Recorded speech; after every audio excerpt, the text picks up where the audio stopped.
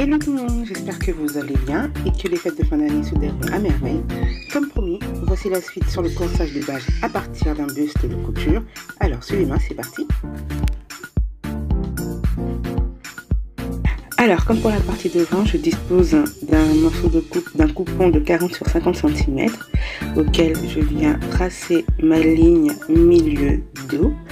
Donc sur la première vidéo, je ne vous l'avais pas montré, mais là je vais vous le montrer en détail. Donc, comme vous pouvez le voir, j'ai tracé une ligne sur le droit fil. Cette ligne me permettra en fait de placer correctement mon tissu sur la partie dos.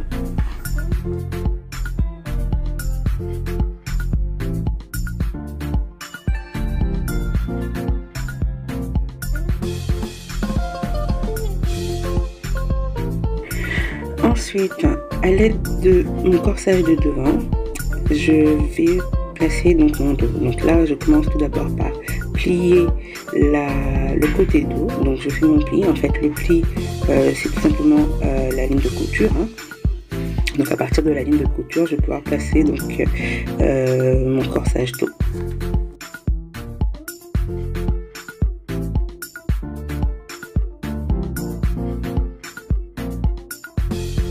Alors, comme pour le devant, donc je place au milieu dos. Donc, je suis donc la ligne du droit fil que j'ai placé. Donc, toujours à 15 cm au-dessous de la base du cou.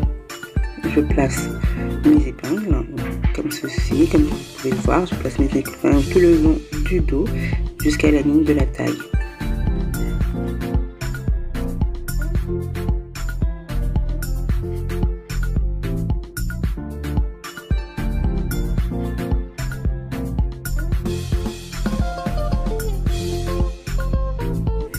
Alors ensuite, comme pour le devant, donc le procédé est toujours le même.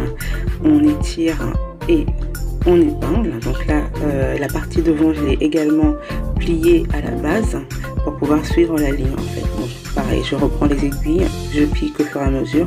En fait, avec mon doigt, je touche et je reprends, je touche et j'épingle.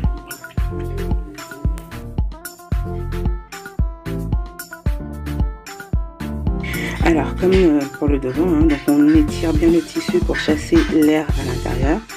Donc on coupe également tout excédent de tissu pour pouvoir en fait bien tirer. Donc j'aplanis et je viens piquer tout le long du côté. Avec mon doigt, à l'aide de mon doigt en fait, je sens là où je suis en fait, là où j'ai fait le pli. Donc comme vous pouvez voir, et je viens placer mes aiguilles tout le long.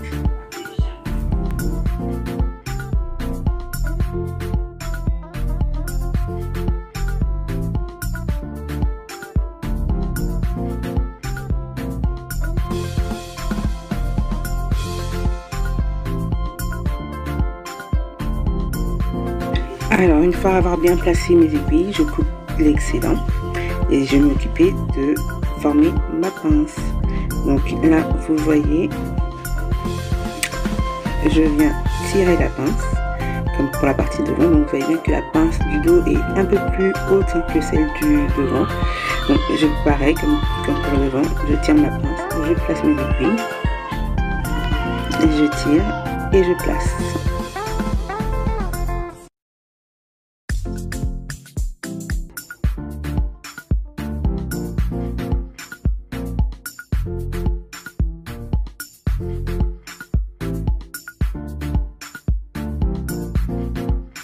Donc il faut toujours donc, effectuer les contrôles.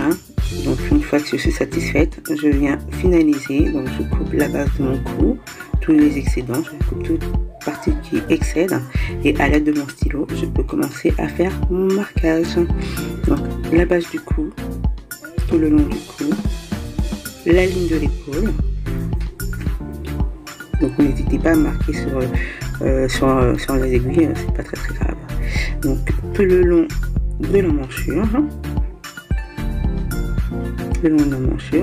et à chaque fois qu'on fait ce marquage, on vient placer, donc ajuster, donc, comme vous pouvez le voir. Et je suis bien au niveau de l'emmanchure devant, donc les deux se rejoignent. Je suis donc la ligne du côté, pareil. Donc là on a le devant et le dos qui se rejoignent. Et donc je termine en fait en marquant la taille et ma pince.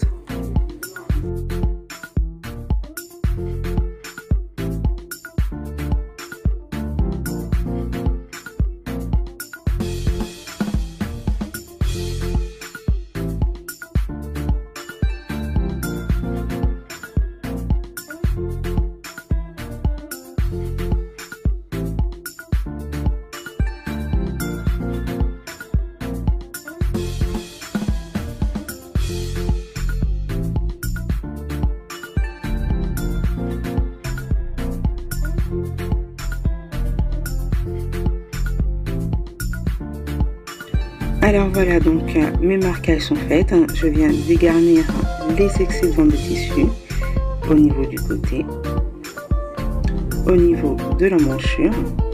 En fait, il faudrait que nous soyons au plus proche des marquages que nous avons faits.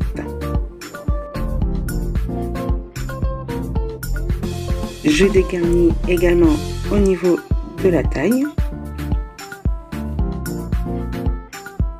Et voilà, donc le corsage dos est fini. Vous avez maintenant votre partie devant et votre partie dos qui est reproduit.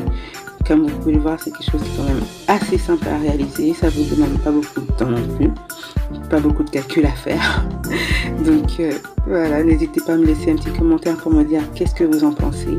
Surtout, je vous donne rendez-vous la semaine prochaine pour vous montrer comment reporter le tissu sur papier.